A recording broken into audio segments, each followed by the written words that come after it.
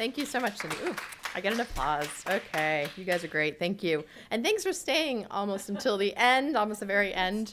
Yeah, I'm not the last speaker, so I can't say you're saving the best for last, but you are saving the best for last because you're going to hear from Roger Thoreau about his 1,000-day adventure. But I'm here to talk about money, money for breastfeeding, which really is very important.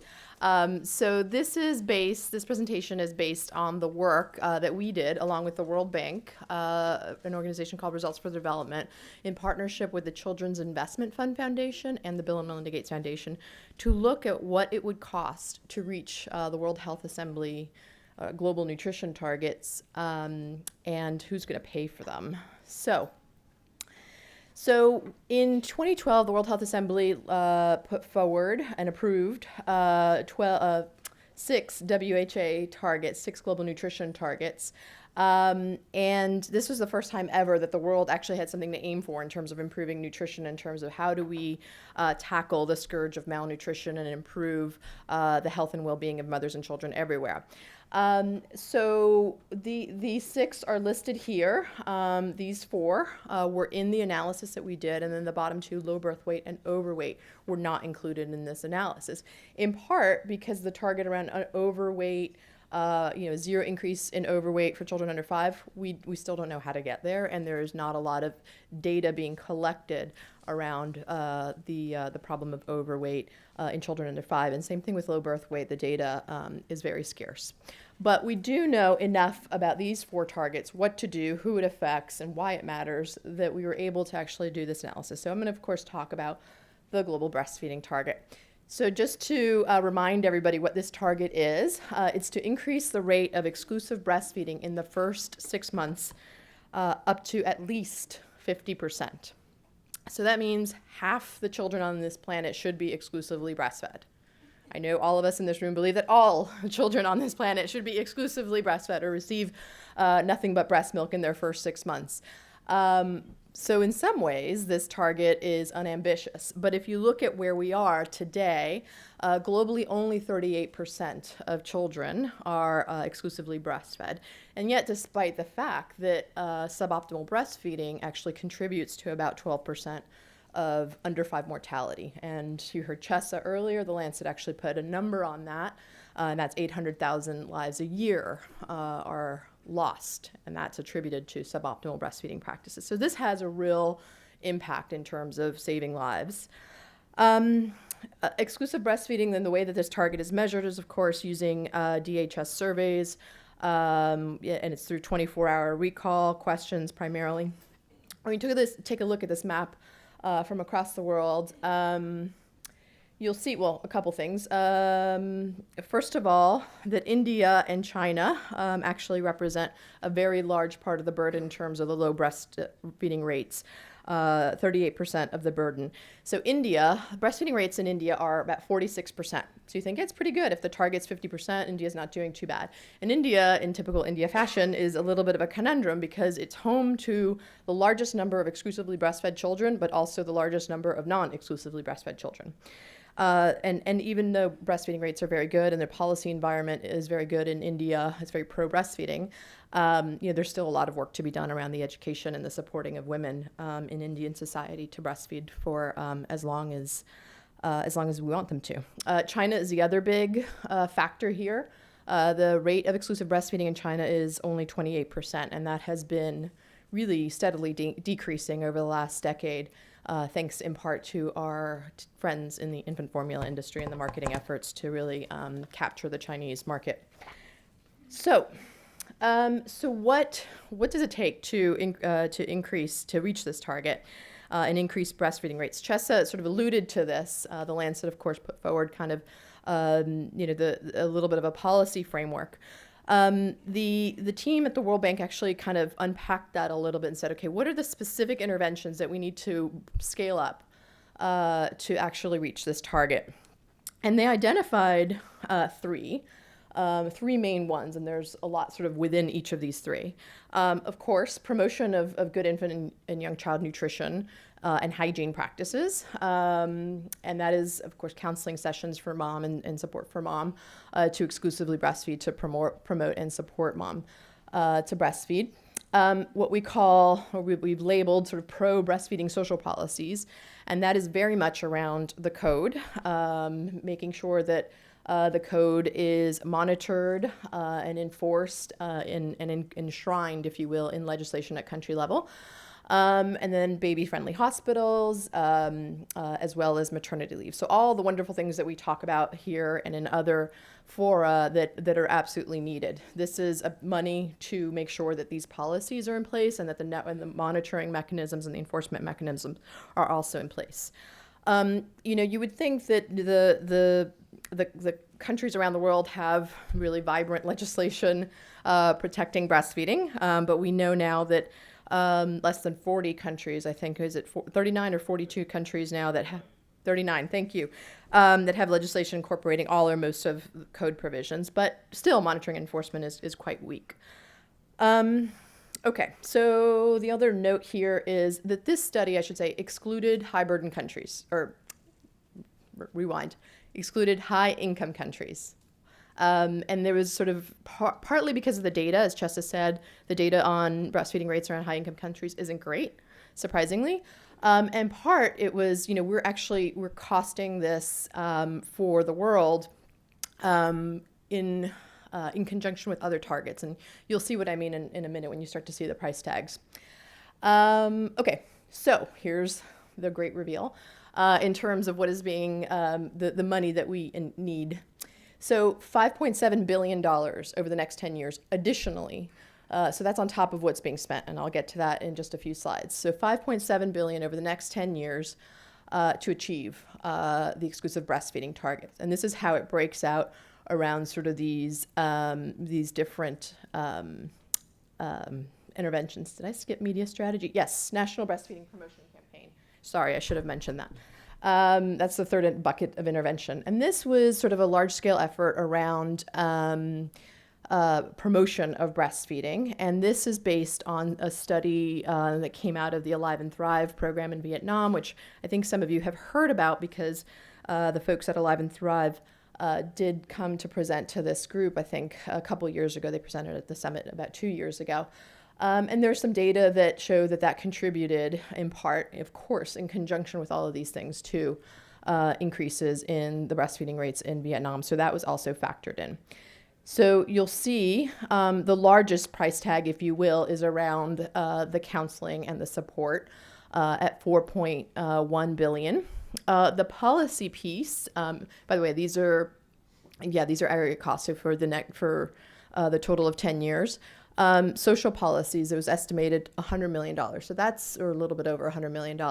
So that is bargain basement intervention with high impact. So investing in policy has a high payoff.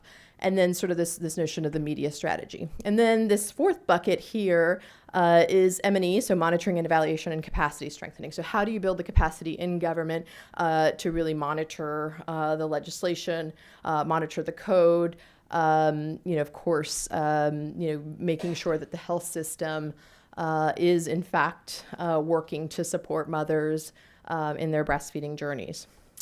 So when we take a look at how this shakes out, so this is our target, 50% of the children all over the world being exclusively breastfed. With this package that I described, this $5.7 billion, it's actually going to get us to 54%. So we're actually going to exceed the target. And if you remember the target, it says to get to at least 50% of infants being exclusively breastfed. So that gives us 105 million more children exclusively breastfed. But I think what's super cool about this is the sort of number of child deaths averted. So over half a million child lives could be saved if we were to get to this rate of at least 50%, but certainly this projection based on the interventions that were identified of 54%. And all for the bargain basement price of $5.7 billion for the next 10 years on top of what's currently being spent. One of the things that the team looked at that did this analysis was, okay, what if we actually factored in maternity leave and cash benefits? So if that were sort of on the balance sheet, if you will, for governments and donors to pay for. That would add $24 billion in costs. So those costs of maternity leave protection are excluded from this analysis because the assumption is made that those are going to be kind of covered, if you will, from other sectors. So this is not something that is a nutrition specific or a breastfeeding specific benefit that we have to try to fund. But certainly the policy side is something that we want to make sure that there's money that governments and donors are putting in to strengthen the maternity leave policies. So how does this shake out by income group and by country type? So you'll see here LMIC stands for lower middle income countries and UMIC stands for upper middle income countries.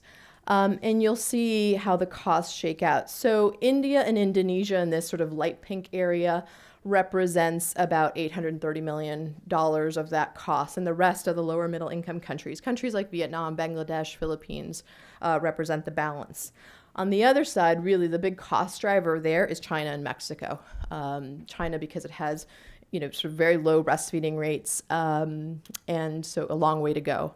And Mexico as well, unfortunately, you're starting to see slight decreases in the breastfeeding rates there, and obviously in terms of the population size, those are two very large countries. So those are driving a lot of the costs. But you'll note that the low-income countries, and these are countries like Ethiopia, Tanzania, these countries, the sort of scaling up breastfeeding interventions in these countries is really only going to cost about $1 billion over the next 10 years. So it's pretty cost effective here again. So what's the impact? I think we saw some of that in terms of the breastfeeding targets. So as I mentioned in the beginning, in the introduction, we took a look at 4 of the global nutrition targets: stunting, breastfeeding, anemia, and wasting. And these targets are in many ways interconnected. So if you think about anemia, iron deficiency anemia, that's a leading cause, certainly the iron deficiency, or contributor to hemorrhaging, which is a leading cause of death among women, maternal mortality. And obviously, if mom doesn't survive childbirth, baby is going to have a harder time finding, his or having the breast milk that he needs to survive and to thrive. So we think of these targets sort of interrelated, right? The more moms that survive pregnancy and childbirth, we hope and we expect that the more children will be exclusively breastfed. So this is how the costs sort of break down by each of these targets. So we are focused on global nutrition advocacy, so advocacy for more and better funding for nutrition. And so this is the number that we tend to quote, the $7 billion. This is what we need for the next 10 years to really have a big impact, I would say, on not only the mortality side, both maternal, but also child mortality, but also the thriving and long-term health of the child. This is what the impact story looks like. So $7 billion, what does that get you?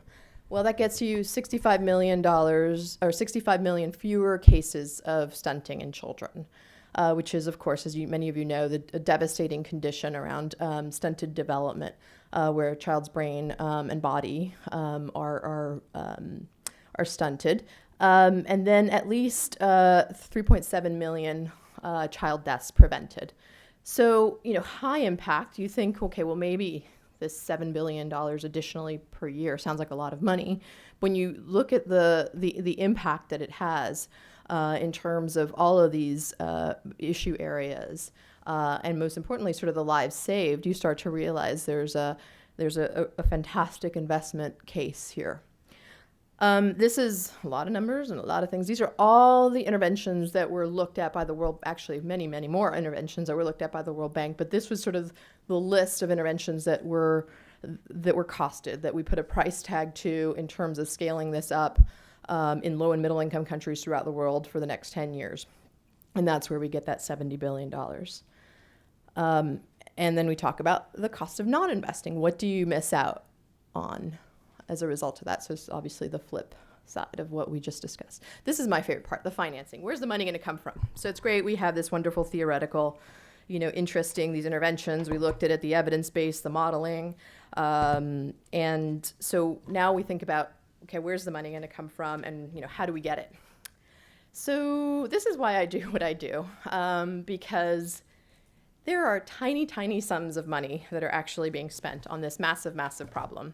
And a problem that can be turned into an opportunity with a tremendous amount of impact. So for the entire world, for these 4 targets that I just showed you, the world spends about $4 billion on all those interventions, that big long list of interventions. And that's mainly India. That's India through its own domestic spending. Donors are spending less than $1 billion. And when we talk about donors, it's countries such as the US, Canada, the UK, the European Union are spending less than $1 billion. Let me give you some perspective. The US government spends about $19 billion on PEPFAR, on HIV/AIDS relief. So huge sum of money, has a huge impact as well. But something that kills, malnutrition kills more children than HIV/AIDS, malaria, or tuberculosis combined, and yet donors collectively spend less than $1 billion. Of course, for breastfeeding, you actually take that out and the numbers look quite small. So $400 million spent on the interventions that I described on reaching the exclusive breastfeeding targets. And I'll show you what that sort of looks like in comparison. And so these compare the 4 targets across, but you'll see that what's being spent on exclusive breastfeeding by donors is tiny. That's the white part of that box. And then by countries themselves, it's only $300 million a year. Pretty sad. Okay, so this is just a different way of sort of slicing the financing side. And basically the slice in the red, the exclusive breastfeeding is, of course, one of the smallest areas. And these are government contributions. So these are what, countries like India, Indonesia, Tanzania are actually spending on the breastfeeding interventions that we all discussed earlier. The donor piece, unfortunately looks a little bit similar. 8% of the total donor funding, which, as I said, is less than $1 billion, being spent on exclusive breastfeeding. And this is actually how it plays out by donors. So I think this is a fascinating slide. So the U.S. is actually, in the lead in terms of the global breastfeeding, what it invests in other countries to promote, protect and support breastfeeding in other countries, so $28 million, and then followed by our friends at the Bill and Melinda Gates Foundation. So a private foundation actually spends more money than the government of Canada, the European Union, the UK. I mean, it's quite astounding.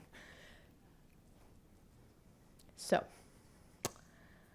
the regions with the highest level of investment in their own sort of coming again from their own balance sheets is actually, I believe it's the Latin American region that is spending kind of the most within its own borders, which is terrific and something absolutely to build on. And thank you, PAHO, for supporting some of that.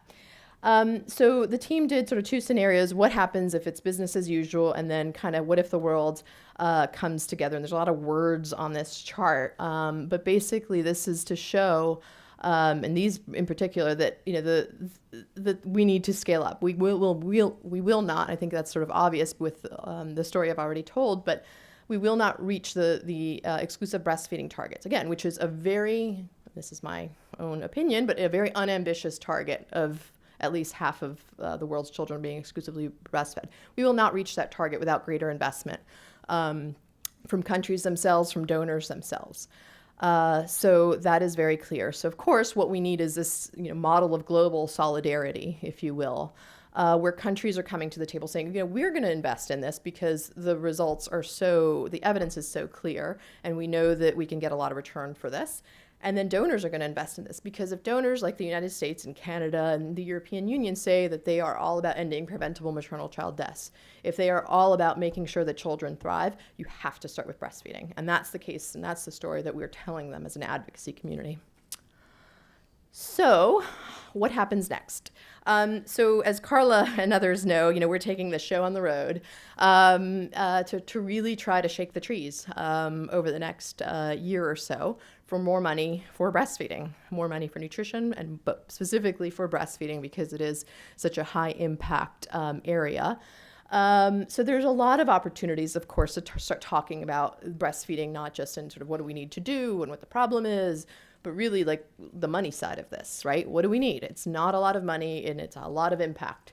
So we're going to use these opportunities and others to talk about this. I mean, one exciting opportunity we have on our radar screen is a meeting at the World Bank, which I know does not sound very exciting, but for us, or for me, perhaps it is.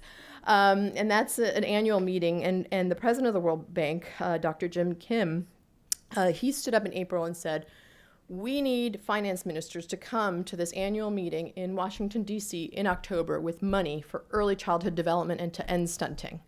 And I thought, great, this is going to be an opportunity to start talking about breastfeeding and having countries come to the table with more money for breastfeeding. Because for me, breastfeeding is not just a nutrition intervention, and I know we shouldn't use that word, but it's not just something that we do because it's good nutrition, but it's also something we should do because it helps children develop. So this notion of optimal childhood development, it's not about preschool necessarily. It's about making sure that you get to baby on day one when she's born and start breastfeeding that baby, because as the evidence has shown us, it's a massive increase in IQ, the longer that mom is able to breastfeed, as well as all the incredible health benefits that it has. So we're really looking for opportunities in the next few months to get governments to advocate for more money for breastfeeding, both from the donor side and from the country side as well, the countries that have the highest burdens of malnutrition and but also of low breastfeeding rates. So I think that's it for me. There's a whole big appendix if you want to take a look at even more of the analysis, but it's after lunch and I'll be respectful of time and and see if there are any questions.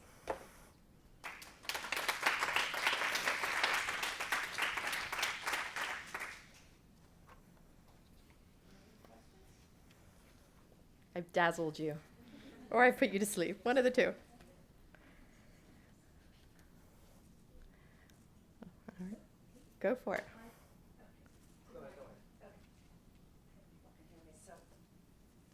Lucy, thanks. That was great. Just curious, I wasn't able to go when this was launched. So what was the reaction? I mean, did you have any pushback or economists wanting to dig through the numbers more? Or I'm just kind of curious.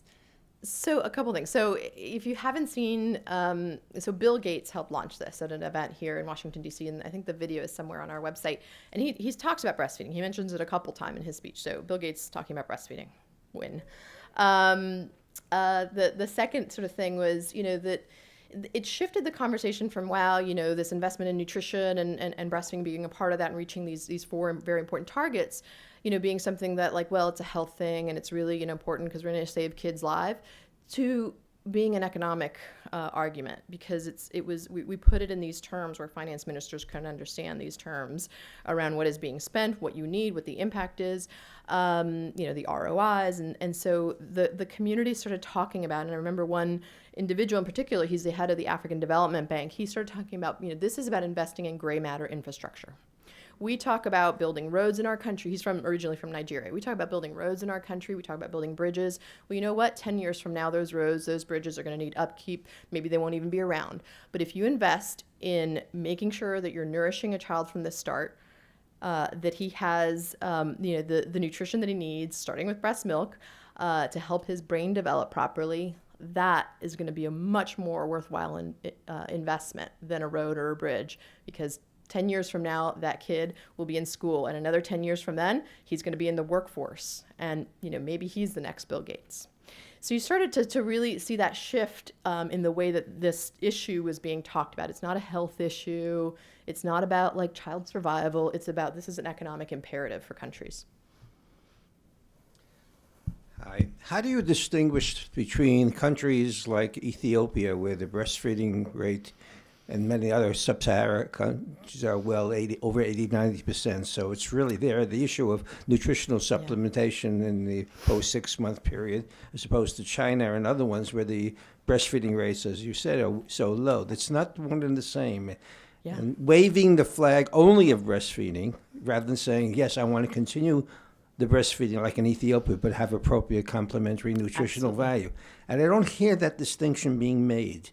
Well, it's interesting because Ethiopia is a country that's one of the high burden countries. It has the prevalence of exclusive breastfeeding is I can't remember what the cutoff is. I want to say it's around 40% maybe. Anyway, so Ethiopia is one of the high burden countries as we've defined it in terms of its contributing because of its population size and its low breastfeeding rates to the top burdens in terms of the poor exclusive breastfeeding rates. So Ethiopia is an interesting, and there are actually some African countries that don't have great breastfeeding rates. The Democratic Republic of Congo, DRC, is one of those. So it is very context specific.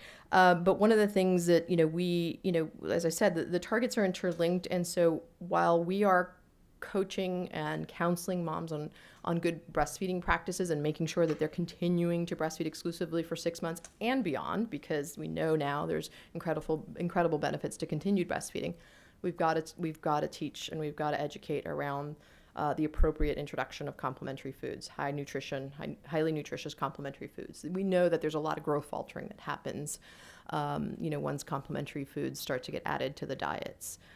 So it's an absolutely critical piece to dealing with the stunting problem. Hi, Casey, Rochester. It was wonderful and very cool, and I think the financial is a really, really interesting aspect. One of the things I was wondering is if you could comment on how you pitch the difference between national spending and international spending, because as a person who's currently working more domestically, I want the billions too. Totally. So do you talk about this as coming from different pots and different agendas? And sort of what's your answer to that overall? We're all working together towards this. The United States federal government should spend this much more internationally. What if they come back at you and say, well, we've got a problem here too? So what's your answer to that one? We hear that a lot, and the answer is yes. So we need action on all fronts, and so it's there's more than enough money. So I'll give you 2 points on that. How much do you guys think we spend as a government on foreign aid? What percent of our budget? Just guess. Yes, it's less than 1%. So out of our whole big U.S. budget, it's 1%, and 1% of that 1% is spent on nutrition for children overseas. And then you saw the numbers in terms of breastfeeding. It's even a tiny sliver of that, 1% of a 1%. So that's 1 point. Gosh, I forgot my second point. It was really, really good. It's going to come back to me, I promise. Go ahead. It will come back to me. Ruth Lawrence, Rochester. I wanted to ask if nourishing the mother was part of this issue, because we've had several speakers say that babies should be supplemented with vitamin this and so forth, and of course vitamin D.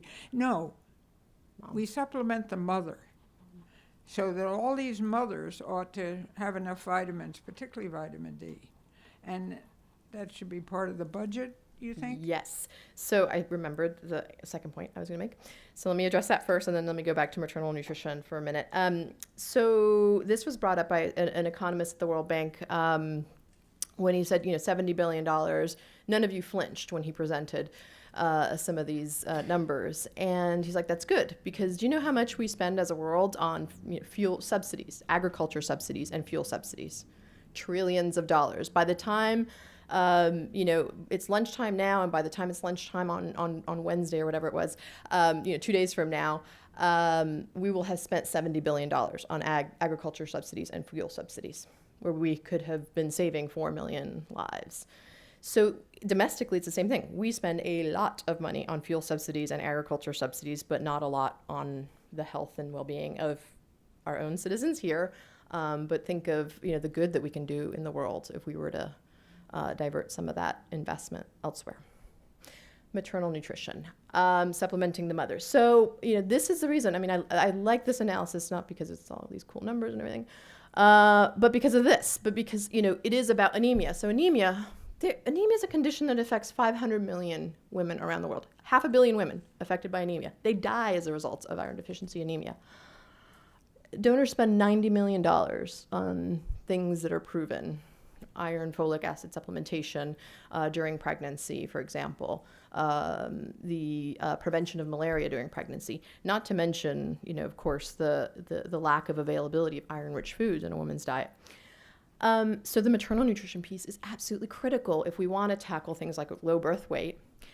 It's absolutely critical. Stunting, 20%, one estimate is that 20% of stunting actually happens in utero.